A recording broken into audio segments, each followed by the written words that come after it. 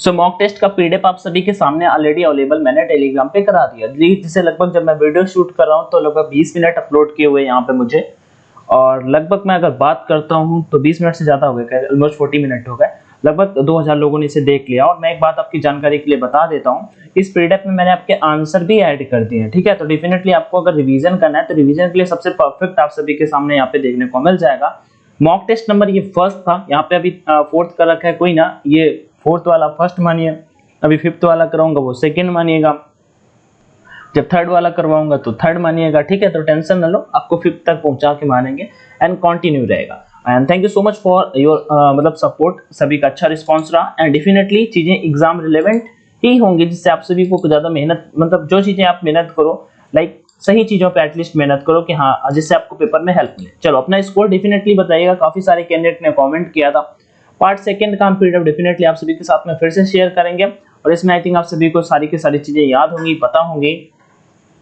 Okay, तो चलो डांटलेस cake हमने ट्रिक बनाई थी, क्या बनाई थी पता है? डांटोगे किसी को तो कैसा हो जाएगा, बिल्कुल निडर निर्भीक हो जाएगा, फिर उसे कोई फर्क नहीं पड़ेगा। तो एंटोनिम हमने कवर्डली किया था। ऐसे ही हमने सारी के सारी हिंडर के बाद टू प्रीपोजिशन आता है, ये भी अपने को बताया था। यहाँ पे क्या गलती थी वो भी चीज हमने बताई थी। चलिए तो हम आगे यहाँ पे अपना नेक्स्ट सेशन स्टार्ट करते हैं। आप सभी का कोई डाउट है तो डेफिनेटली कमेंट सेक्शन का यूज करिएगा, ठीक है। बाकी बढ़ते हैं और चीजों को अच्छे से डिस्कस करते हैं। थोड़ा सा रुक जाए।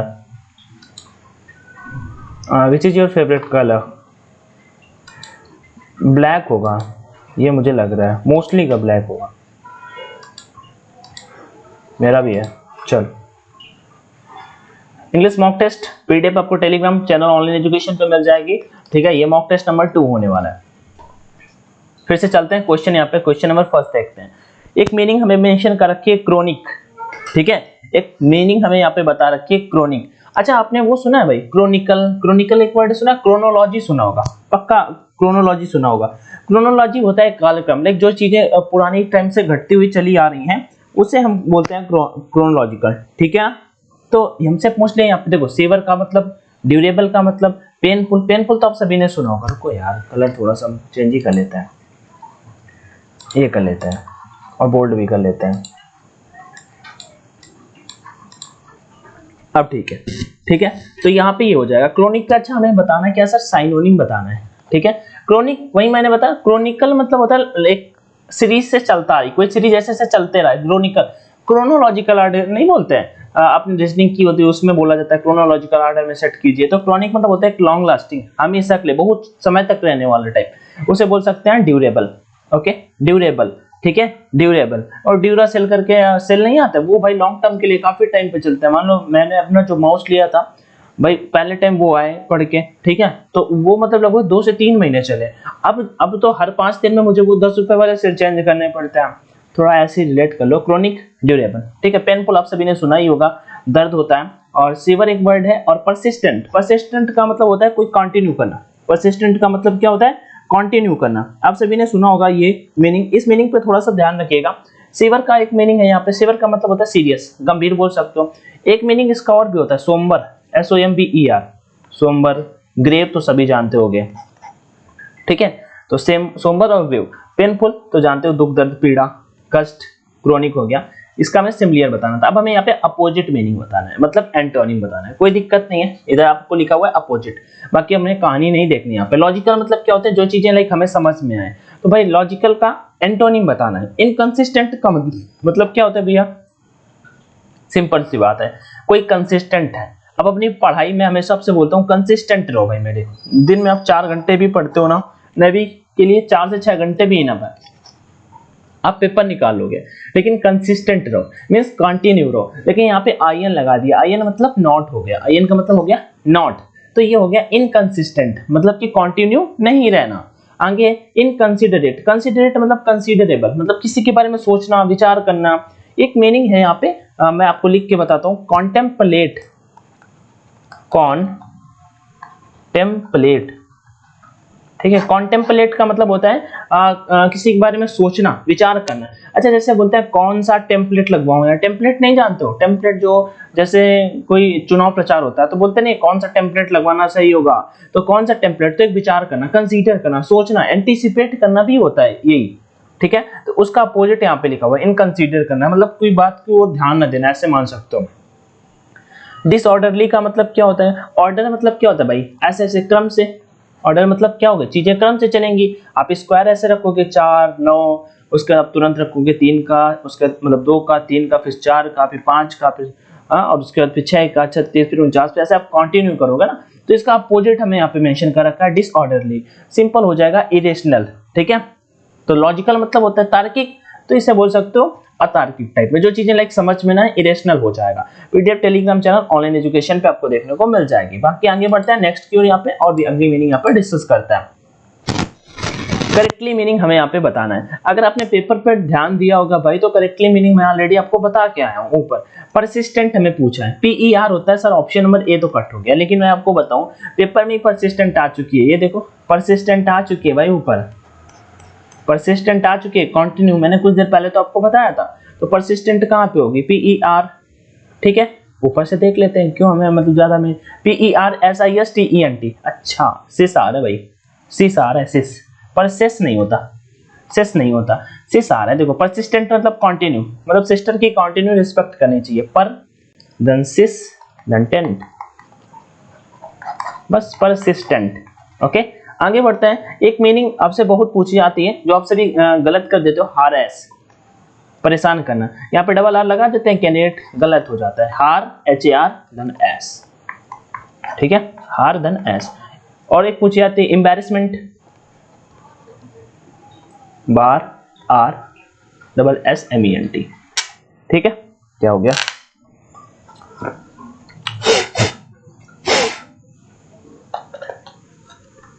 हाँ, तो यहाँ पे डबल आर आता है, डबल एस आता है, ठीक है। एम्बैरेसमेंट में डबल आर, ऐसे एम्बैरेसिंग बन जाता है, एम्बैरेसमेंट बन जाता है, एम्बैरेस बन जाता है, शर्मिंदगी होती है। आगे बढ़ते हैं यहाँ पे, फाइंड आउट क्या है, which part of the sentence has an error.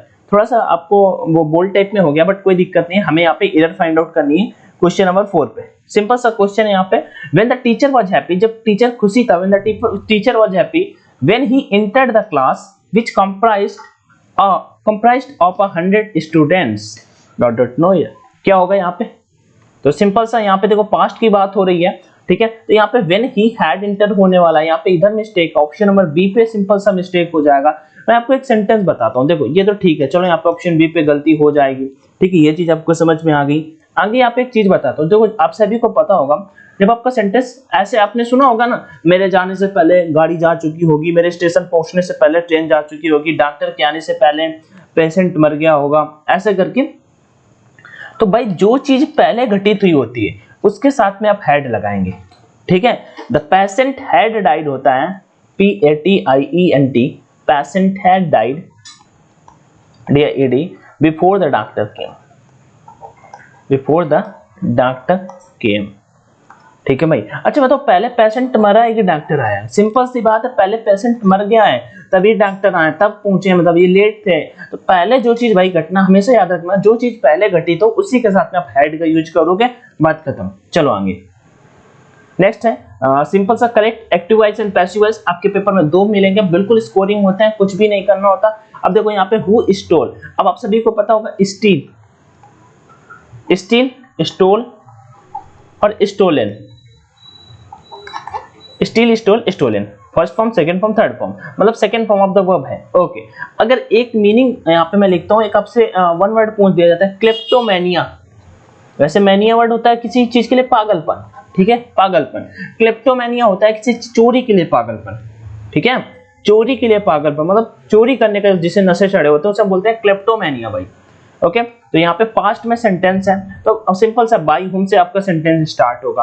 अब यहाँ पे पास्ट में है तो सिंपल से मैंने कल आपको क्या बताया, और मोस्टली ऐसा ही आपके पेपर में पूछा जाएगा।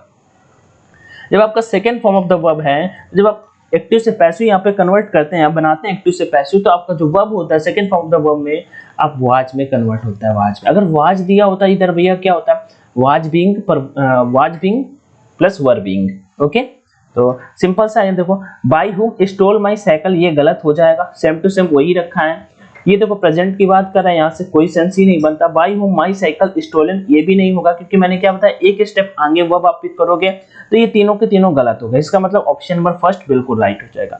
हु को आप बाई होम में कन्वर्ट करोगे देन आपका वर्ब आता है, तो वर्ब आपका सेकंड फॉर्म के अकॉर्डिंग मतलब आगे एक स्टेप आगे तो वाज आ जाएगा। सब्जेक्ट आपका माई साइकिल था और मेन वर्ब का थर्ड फॉर्म यहाँ पे यूज किया था, तो स्टील का स्टोलन हो जाएगा, स्टोल का स्टोलन हो जाएगा। चले आगे। हाँ, choose the correct active voice and passive voice. फिर से क्वेश्चन आ चुका है active voice and passive voice का। सिंपल सा क्वेश्चन है, नेवर वेस्ट टाइम, एक कहावत टाइप में, मतलब समय मत बर्बाद करो। कोई किसी को मतलब बोल रहा है कि समय मत बर्बाद करो, ठीक है, तो यू शुड से भी बन सकता है, लेट ज्यादा बेहतर रहता है, तो लेट से हम यहाँ पे बना देते हैं, तो you should not waste your time.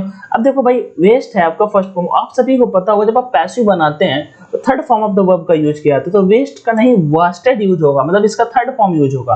तो एक तो ये गलती हो गई, तो यहाँ पे ये हटा दो, ये दोनों ऑप्शन खत्म हो गए। हमने फर्स्ट हमेशा यही टेक्निक अपनाया करो भाई, एलिमिनेट करने का, ठीक है। चलो, टाइम नेवर बी वेस्टेड, ऐसा होगा नहीं, सिंपल सा let time never be wasted, option number B बिल्कुल राइट हो जाएगा। सिंपल सा क्वेश्चन था। ओके, बढ़े आगे। चलो, she said I will be available tomorrow. Okay, अब आपको पता होगा, अब जैसे यहाँ पे मॉडल वर्ब दे रखी है, विल है, हाँ ये विल हो गया, और उसके बाद शैल हो गया, कैन हो गया, मे हो गया। अब इनके जितने भी पास्ट फॉर्म हो गए, विल का वुड हो गया, शैल का शुड हो गया, कैन का कुड हो गया, और मे का माइट हो गया। जितने भी पास्ट होता है ना, तो ये प्रेजेंट सेंस में यूज की जाती हैं, पास्ट सेंस में इनका ये फॉर्म यूज करते हैं। तो विल भी है ना भाई, आगे वुड भी में कन्वर्ट होने वाला है। ओके, चलो तो हम देख लेते हैं यहाँ पे, सी सेड ही रहेगा जब यहाँ पे कॉमन का मतलब इसका ऑब्जेक्ट नहीं है, तो सिंपल सा सेड किसी में चेंज नहीं होगा। से दैट, इतना सब में सही है। विल बी वुड बी में कन्वर्ट होगा, इतना आप सभी को पता है, विल बी वुड बी में कन्वर्ट होगा, ऑप्शन फर्स्ट में हो, आपने देखा। और एक बात और, टुमारो नेक्स्ट डे में जाता है, टुमारो नेक्स्ट डे में कन्वर्ट होता है, ठीक है। तो चलो ये चीज भी आपको पता होना चाहिए, सब ये ऑप्शन में नेक्स्ट डे है, नेक्स्ट डे नहीं तो हम एक दो यहाँ से भी एलिमिनेट कर देते हैं। तो विल बी वुड बी में जाएगा, बीइंग कभी नहीं होगा, वुड बी है यहाँ पे, ओके, वुड बीन कभी नहीं होगा, वुड हैव बीन भी नहीं होगा। 7 का राइट आंसर ऑप्शन नंबर आपने तुरंत लगा दिया भैया, 2 नंबर बिल्कुल राइट है। हमें वो तो पता था भैया विल बी वुड बी में कन्वर्ट होता है, भाई देखा आंसर लगा दिया, टाइम ही नहीं लगता बिल्कुल। चलो नेक्स्ट क्वेश्चन की ओर। अगला question, I explained I do not belong here. Here को देखो किस में कन्वर्ट करते हैं, देयर में कन्वर्ट करते हैं, हियर को देयर में कन्वर्ट करते हैं, तो यहाँ पे ऑप्शन नंबर सी कट हो गया। 8 नंबर पे ऑप्शन नंबर सी बिल्कुल नहीं हो सकता क्योंकि हियर को देयर में कन्वर्ट करते हैं। अब आगे आ जाते हैं, आई एक्सलैम्ड कॉमेंटेड कामा लगा हुआ है, तो आई एक्सलैम्ड रहेगा, ठीक है। तो देखो यहाँ पे इसमें कुछ भी चेंजमेंट नहीं होगा, तो ये दे मतलब बेमतलब में लगा दिया, तो हमने यहाँ पे 2 नंबर को भी एलिमिनेट कर दिया। अब या तो एक होगा या तो मतलब फर्स्ट होगा या तो लास्ट होगा। चलो, आई एक्सलैम्ड दैट, ओके। अब डू नॉट है भाई, अब इन्होंने कुड नॉट लगा दिया है। मैंने आपको क्या बताया, कैन के पास्ट के रूप में आप कुड का यूज करेंगे, ठीक है। कैन के पास्ट के रूप में हम 8 नंबर यहां पे कर रहे हैं, ओके। अभी हमें हाँ पहले तो चलो ये वाला तो खैर एलिमिनेट हो गया, तो ये भी खत्म।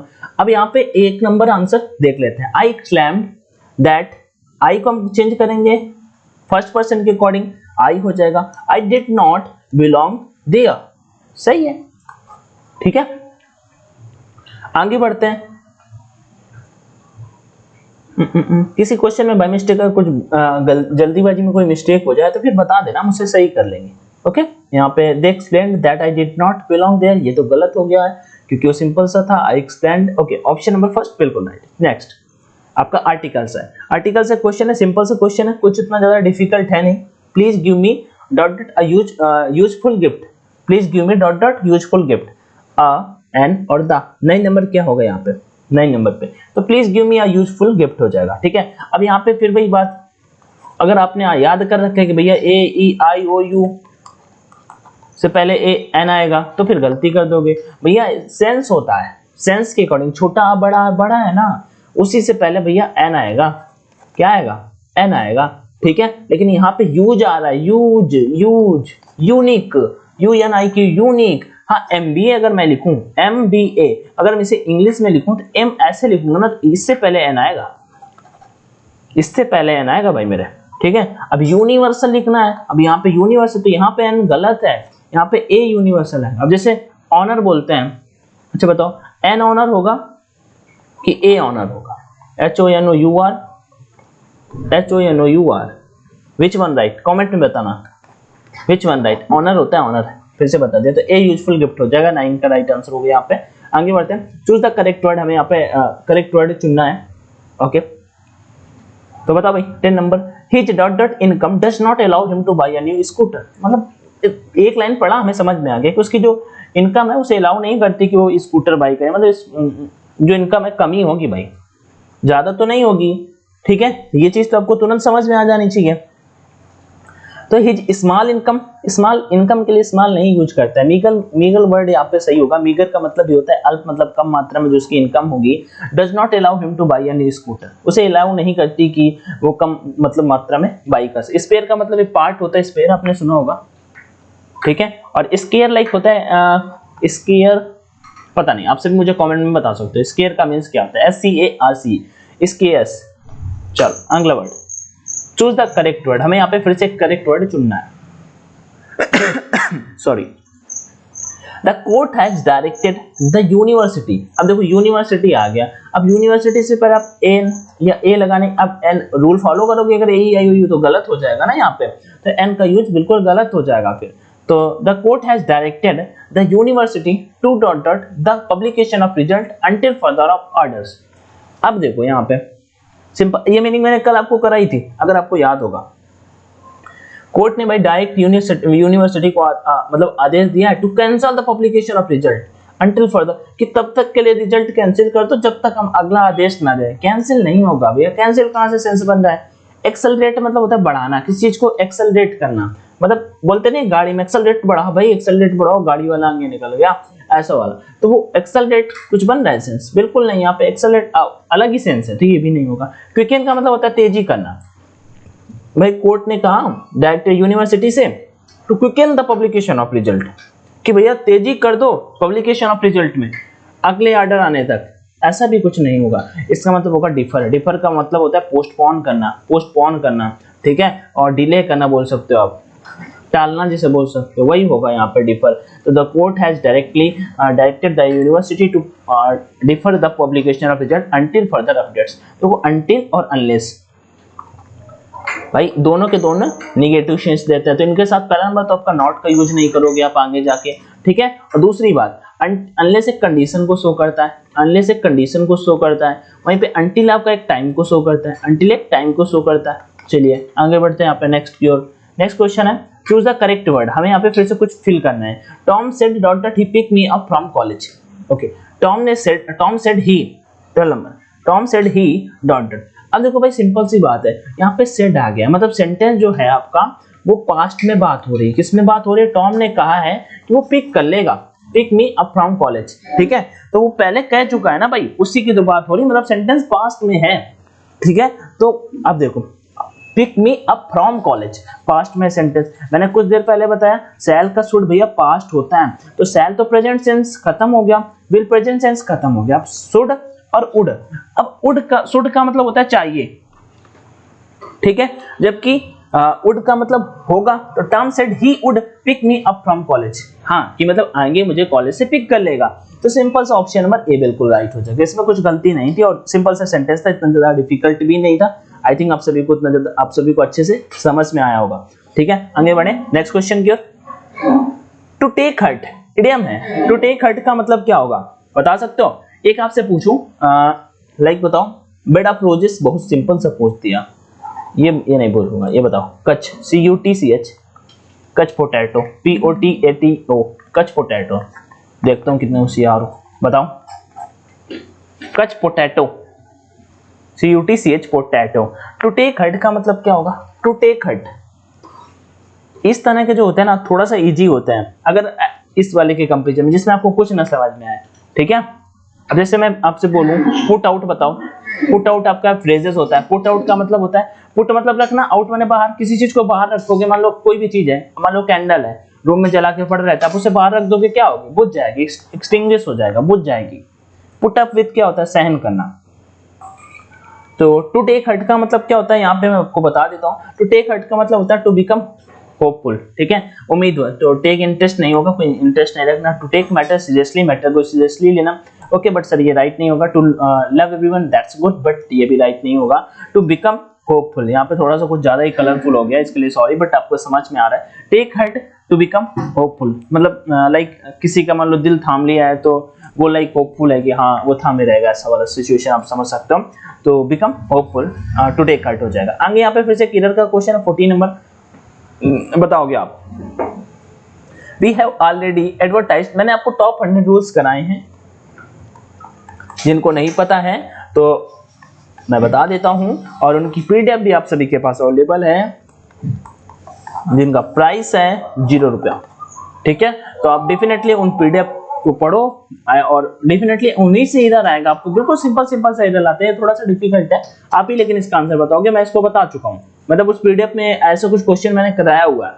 तो चलो, we have already advertised that for our present need a building with 1 hall 4 rooms and 1 kitchen on kitchen are wanted Noida. 14 number क्या होगा इसका राइट आंसर, मुझे कमेंट में बताओगे।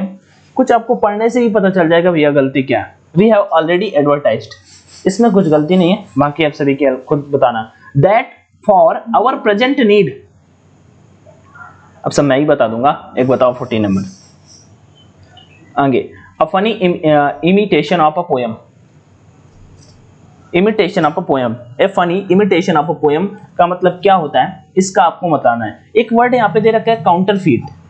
काउंटरफीट का मतलब होता है भाई, आपने वो वर्ड सुना है, काउंटर पे मान लो कोई जाता है, फेक करेंसी सुना है, फेक करेंसी, फेक मान लो फेक करेंसी।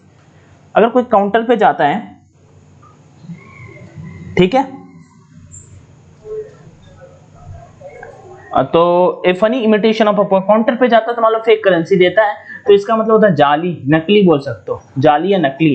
ठीक है, और सोनेट यहाँ पे है, सोनेट मैं आपको 2-3 मीनिंग यहाँ पे बताता हूँ। देखो, सोनेट एक होता है बैलेड, एक होता है HYMN, ये सारे के सारे आपका 1 वर्ड में पूछे जा सकते हैं। ठीक है, तो मैं आपको बता देता हूँ। देखो सोनेट क्या होता है, सोनेट मतलब 16 मान लो, सो फॉर 16, तो ए 14 लाइन पोएम्स होती है। एक लेमेंट वर्ड भी होता है, लेमेंट मतलब उदासी टाइप में। ठीक है, और एक होता है इलेजी करके भी होता है, ELEGY।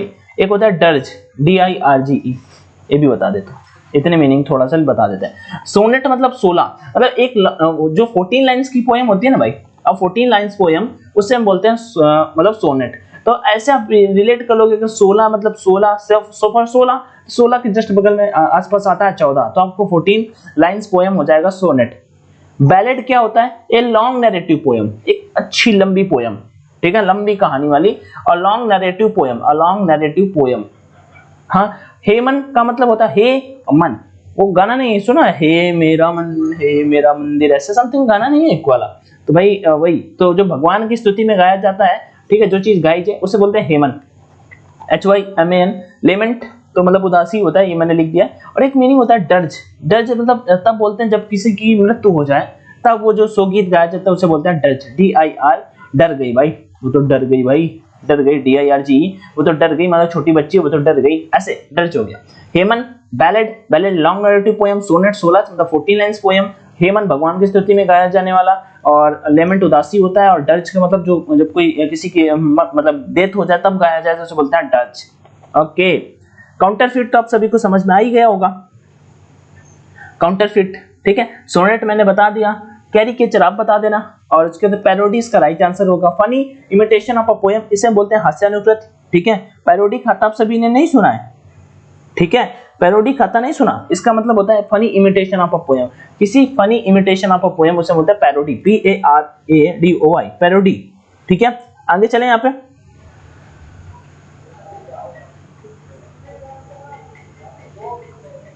पैरोडी लाइक एक वर्ड बोल सकते हो, किसी का नकल करना है, ऐसा बोल। इमिटेशन का मतलब इसका साइनोनिम हो जाएगा, इमिटेट करना, किसी की कॉपी करना, नकल करना, वो होता है पैरोडी। ठीक है, we did not see this movie yet, okay, we did not see this movie yet, हमने अभी तक मूवी नहीं देखी है, ये वाली। 16 नंबर सिंपल सा क्वेश्चन मैं आपको बताऊं, जब किसी भी सेंटेंस के अंत में अगर एट लगा है ना भाई, वो सिंपल प्रेजेंट टेंस, मतलब प्रेजेंट में टेंस होता है पहले नंबर, तो बात ये होगी। और ठीक है, और उसमें भी प्रेजेंट परफेक्ट होता है। तो बस खत्म, यहाँ पे कन्वर्ट हो, डिड नॉट नहीं होगा, हैज हैव आएगा तो वी, आपका वी प्लूरल होता है, वी के साथ में हैव का यूज किया जाएगा, तो हैव के साथ में V3 भी आता है, आप सभी को ये पता होगा। तो ऑप्शन नंबर फर्स्ट में देखोगे we have not seen to this movie yet, option number first बिल्कुल राइट हो जाएगा।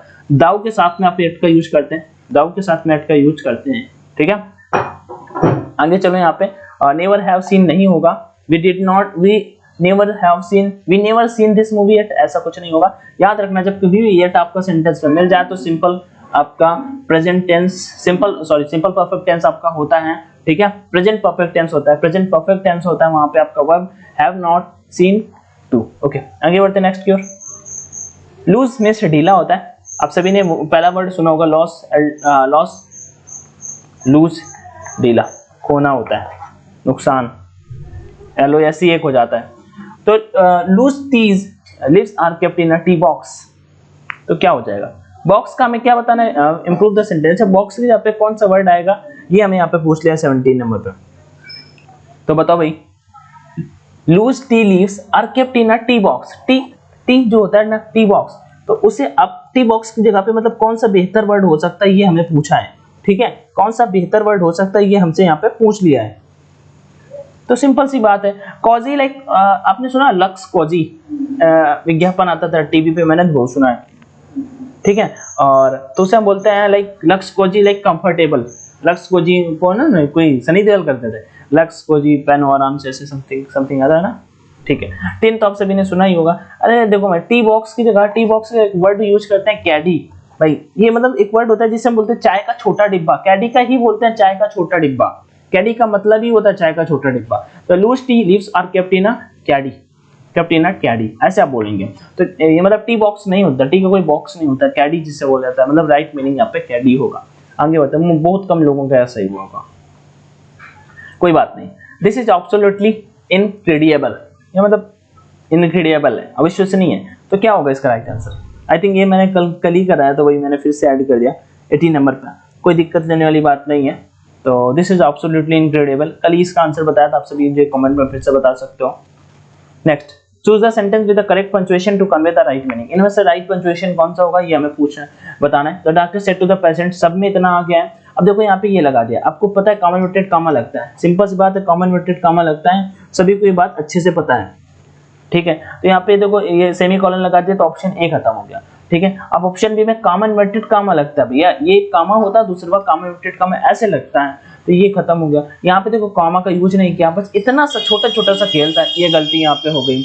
ये देखो यहाँ पे राइट है, ये देखो यहाँ पे राइट है, इधर कॉमा लगाया, इन्वर्टेड कॉमा लगाया, बाकी सेम टू सेम वहीं पे, ये देखो यहाँ पे सही कर रखा था, इधर तो इसमें गलती थी, सिंपल सा था। बताओ ऐसे कोई दो क्वेश्चन आएंगे आपके कॉमा इन्वर्टेड कॉमा के, दो क्वेश्चन पेपर में आएंगे। आगे, find out which of the four combination is correct, तो बस PQRS आपको सेट करना है। खैर मैंने यहाँ पे 1 के बाद आपका पूरा सेट कर दिया, 1 के बाद 1 से 6 के बीच में, बट आपके पेपर में केवल PQRS आएगा, जो बहुत इजी आता है, आप चाहो तो एलिमिनेट करके भी कर सकते हो, लेकिन हमें क्या यहाँ पे कर लेते हैं, एक है अपने सामने इजी सा है, तो कोई दिक्कत नहीं है। देयर आर मोस्टली पीपल, यहाँ पे काफी सारे ऐसे लोग हैं P नंबर से, पीपल एंड दे फाइंड, अब देयर आर मोस्टली पीपल, जो मतलब देयर आर मोस्टली पीपल ऐसे बहुत से लोग हैं, एंड P से स्टार्ट हो रहा है, नहीं हो रहा है, मुझे नहीं लग रहा कि P से स्टार्ट होगा, आपने तुरंत हटा दिया भैया, फर्स्ट ऑप्शन है, एलिमिनेट करो, PQRS का सबसे निंजा टेक्निक।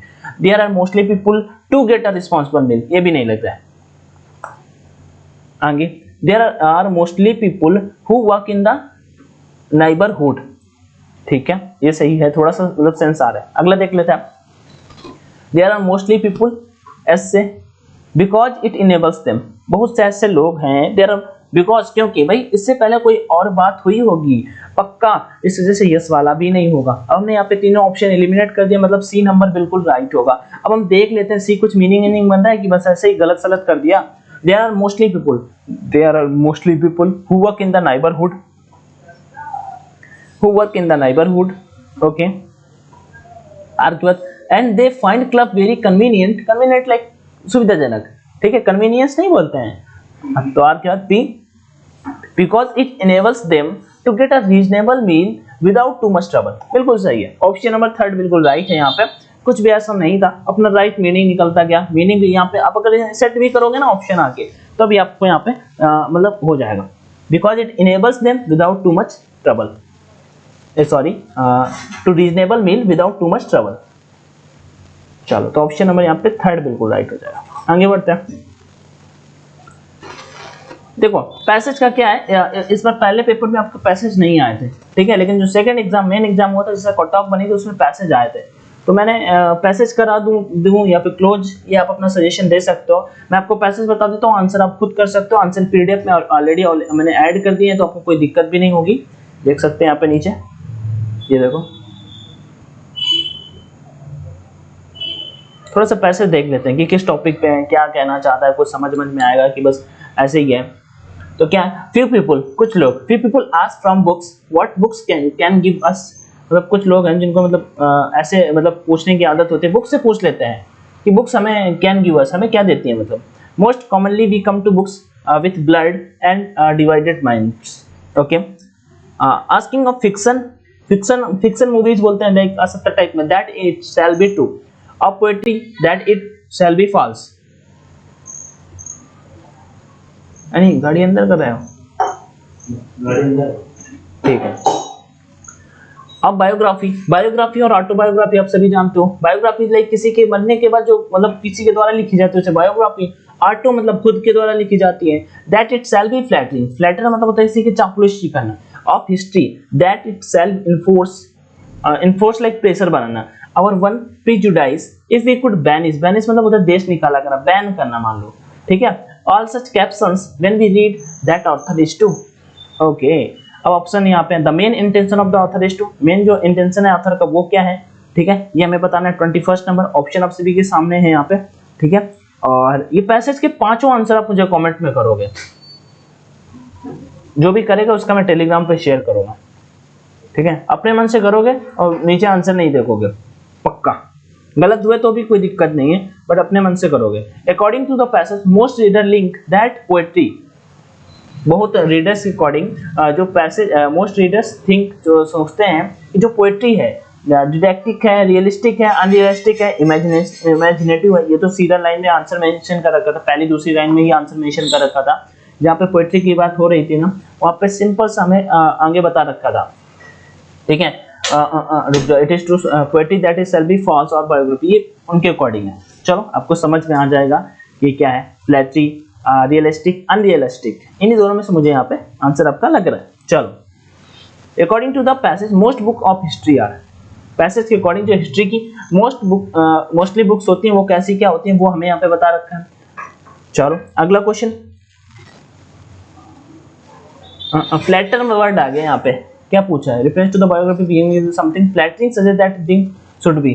तो फ्लैटर का मैं यहाँ पे पूछ लिया, आई थिंक सेम मीनिंग पूछ लिया। फ्लैटर मतलब चापलूसी करना टाइप में, तो मतलब तो अगर एंटोनिम पूछा है देखो सब्जेक्ट टू सब्जेक्ट टाइप में हो गया, तो फुल क्रिटिकल मतलब होता है वैसा क्रिटिकल सिचुएशन, थोड़ा कठिन परिस्थिति।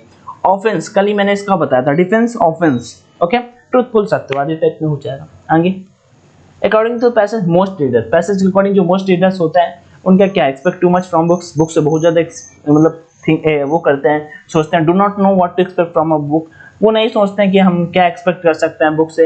और personally incline towards, incline like होता है गिरावट टाइप में, toward the author, ignore the objective of the writer, वो ऑब्जेक्टिव ऑफ द राइटर ये भी नहीं। देखो ऑप्शन सी एंड डी तो देखने से ही पता चल रहा है कि नहीं हो सकता, इन दोनों में आंसर होगा। आप सभी बताइएगा। पैसेज इस वजह से नहीं करा रहे हैं क्योंकि बहुत टाइम लग जाएगा, अगर आप बोलोगे तो फिर पैसेज भी अपन करने लगे, कोई दिक्कत देने वाला सीन नहीं है, ठीक है। लगभग 20 से 25-30 मिनट का वीडियो हो जाता है। फिर भी अगर कोई क्वेरी है तो डेफिनेटली कमेंट सेक्शन में आंसर करिएगा। आंसर क्या ऑलरेडी यहाँ पे ऐड कर दिए, तो पैसेज को एक बार अच्छे से पढ़िएगा और आंसर करने की कोशिश करिएगा। बाकी thank you so much for watching this session. पसंद आया सेशन तो लाइक का ऑप्शन होता है, भरपूर यूज करिएगा। Take care everyone, thank you, जय हिंद एंड ऑल द बेस्ट। जय हिंद।